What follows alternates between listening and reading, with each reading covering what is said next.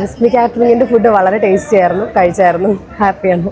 ഞായറാഴ്ച അല്ലേ എവിടെ പോകുന്നു നോക്കിയിരുന്നപ്പോഴാണ് നമ്മുടെ ഷഹാനയുടെ കല്യാണം. പിന്നെ കല്യാണത്തിന് പോയിട്ടുണ്ടായിരുന്നു. കല്യാണത്തിന് ബിരിയാണി രസമൊക്കെ പിന്നെ പറയാം. നമുക്ക് കല്യാണത്തിന് കുറച്ച് വിശേഷങ്ങളുണ്ടെന്ന് ഞാൻ ആഡിറ്റോറിയത്തിൽ കുറച്ച് കഴിഞ്ഞപ്പോൾ തന്നെ നമ്മുടെ മണവാളം ചെറുക്കൻ കല്യാണാഡിറ്റോറിയത്തിൽ വന്നിട്ടുണ്ടായിരുന്നു. അതിൻ്റെ ഒരു കൊച്ചിനെ കണ്ടായിരുന്നു, ആരാന്നറിയില്ല, എന്നാലും ഒരു പൂ എടുത്തിട്ടുണ്ടായിരുന്നു. അവൾക്കും ഹാപ്പി, എനിക്കും ഹാപ്പി. ഇതിനിടയിൽ ഞാൻ നേരെ കൗണ്ടറിലേക്ക് നോക്കി. വെൽക്കം ഡ്രിങ്ക് ഒക്കെ ഇപ്പോൾ കറങ്ങിക്കൊണ്ടാണ് നമുക്ക് തരുന്നത് കേട്ടോ. അങ്ങനെ അതിൽ നിന്ന് ഒരു ഗ്ലാസ് കുടിച്ചിട്ടുണ്ടായിരുന്നു. ഞാൻ കുടിച്ചില്ല, നമ്മുടെ സുഹൃത്ത് കുടിച്ചിട്ടുണ്ടായിരുന്നു. ഇനി നിങ്ങൾക്ക് തണുത്ത വെള്ളം വേണ്ടേ, ചൂട് ചായ വേണോ? ചായയും അവിടെ ഉണ്ടായിരുന്നു. അടുത്തത്തെ അങ്ങോട്ട് നോക്കിയപ്പോൾ ചോക്ലേറ്റ് ലെയറായിട്ട് വീഴുന്നു. അതേപോലെ തന്നെ പോപ്കോണും ഉണ്ടായിരുന്നു. ഇവരെന്താണ് സ്റ്റേജിന്റെ മുന്നിൽ ഇങ്ങനെ നിൽക്കുന്നതായിരിക്കും നിങ്ങൾ നോക്കുന്നത്. എന്നാൽ അതൊരു മാജിക് ആണ്, അത് ഞാൻ പിന്നീട് കാണിച്ചു. ഇതെല്ലാം കണ്ട് അമ്പരത്തിൽ നിന്നപ്പോൾ നമ്മുടെ പെണ്ണും ചെറുക്കനെ സ്റ്റേജിലേക്ക് വരുന്നുണ്ട്. ഇപ്പോഴത്തെ ട്രെൻഡിങ് ആണല്ലോ ഡാൻസും എല്ലാം. അങ്ങനെ ഡാൻസൊക്കെ ഉണ്ടായിരുന്നു. അങ്ങനത്തെ മണവാട്ടിയുടെ പാട്ടും കഴിഞ്ഞിട്ട് നേരെ രണ്ടുപേരും സ്റ്റേജിലേക്ക്. നേരത്തെ ഒരു 3 പേര് അവിടെ സ്റ്റേജിന് ഫ്രണ്ടിൽ നിന്നില്ലേ, അതിന്റെ ഒരു റിസൾട്ടാണ് ഇതായി കാണുന്നത്.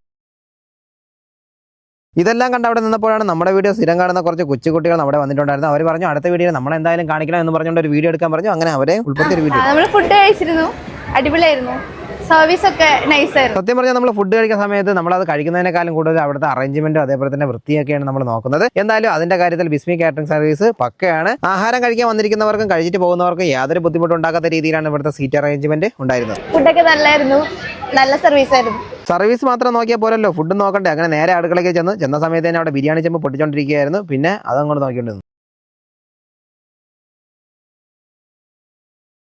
അങ്ങനെ ആ കല്യാണപ്പുരയിൽ നിന്ന് ഇറങ്ങുന്നതിന് തൊട്ട് മുന്നായിട്ട് എല്ലാവരുടെ പ്ലേറ്റിലേക്ക് നല്ല ചൂട് പോത്ത ബിരിയാണി എത്തിക്കഴിഞ്ഞു.